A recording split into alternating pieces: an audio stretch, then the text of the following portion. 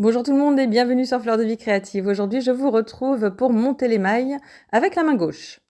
Alors, on va faire un petit nœud, on va glisser la boucle dans l'aiguille et ça va nous donner la base de la maille lisière avec la main gauche. Ensuite, tu prends ton fil libre à droite, donc qui n'est pas rattaché à la pelote, et tu vas venir l'enrouler autour de l'index.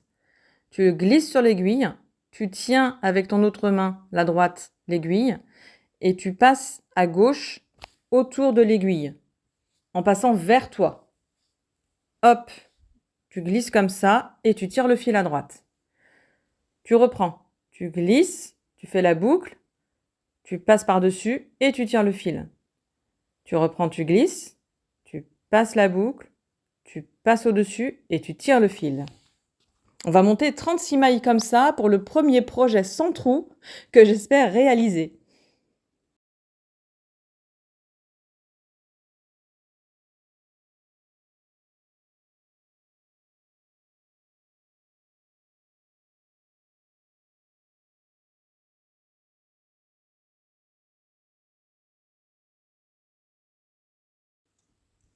Alors maintenant, on vient tricoter le nerf de la guerre. Alors tu plantes ton aiguille à gauche dans la maille que tu viens de faire et tu tournes pour pouvoir glisser le fil que tu as mis autour de l'aiguille gauche par-dessus l'aiguille droite. Tu piques par derrière, tu viens mettre ton fil, donc tu passes par derrière la maille et tu viens la ramener devant toi et tu glisses. Alors la première ligne est toujours très compliquée à faire parce que c'est toujours un peu serré, puis après ça va se détendre. Tu vois, tu piques, tu glisses, et normalement ça glisse tout seul, il ne faut pas que ce soit trop serré. Alors voilà ce que ça donne avec 2 rangs de montée.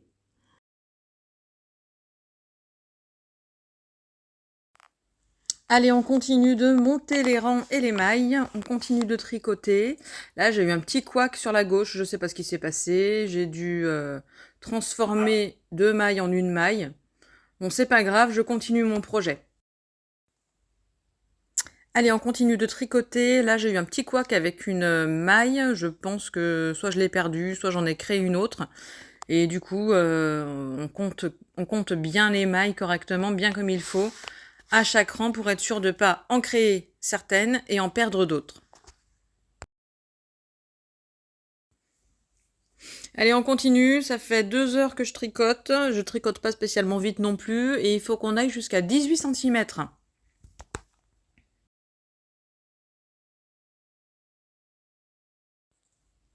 Ça y est, on est arrivé aux 18 cm. On va maintenant venir rabattre les mailles. Alors pour ça, je fais comme si je tricotais un rang. Mais en fait, je vais venir passer la maille de gauche par-dessus la maille de droite avec ma main gauche. Je glisse une fois que la maille est tricotée sur l'aiguille et en fait, je viens la faire basculer, je viens la faire tomber. Tu vois, comme ça. Donc, tu tricotes une maille, tu passes ton fil devant, tu fais ta maille normalement, après tu prends ta main droite et tu prends la première maille à gauche qui reste et tu la fais passer par-dessus l'autre. Une fois qu'on a terminé de faire tout ça, on vient voir où est-ce qu'on va placer l'ouverture pour le pouce et on vient fermer et cacher tous les fils. Là, j'utilise un crochet pour fermer. J'avais mis un petit marqueur pour faire attention à ne pas oublier de laisser une ouverture pour le pouce. Après, bon, t'es pas obligé de mettre une ouverture pour le pouce, tu peux juste faire des chauffe-poignets, quoi. Mais ça permet d'avoir un petit projet rapide et réalisable pour les débutants. Et les débutantes comme moi, en fait.